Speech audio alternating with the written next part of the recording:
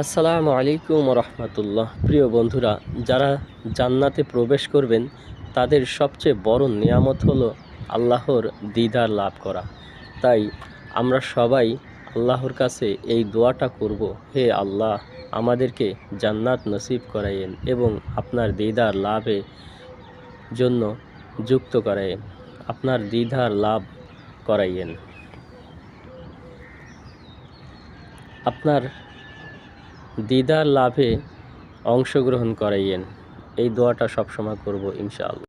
আসসালামু আলাইকুম রহমতুল্লাহ। প্রিয় বন্ধুরা, একবার সুবহান আল্লাহ কমেন্টে লিখুন এবং ভিডিওটা শেয়ার করে দেন।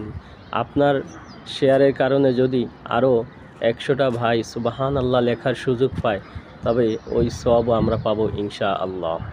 আসসালামু আলাইকুম রহমতুল্লাহ। প্রিয় বন্ধুরা, সকালবেলা আল্লাহ পাক রব্বুল আলমিনের জিকির করা অনেক উত্তম কাজ, কেননা জিকির কলবকে পরিষ্কার করে দেয়। তাই সবসময় সকালবেলা এবং বিকালবেলা জিকির করার অভ্যাস করুন এবং চেষ্টা করুন, তবেই ইনশাআল্লাহ এই কলবটা আমাদের পরিষ্কার হয়ে যাবে। সুবহানাল্লাহ।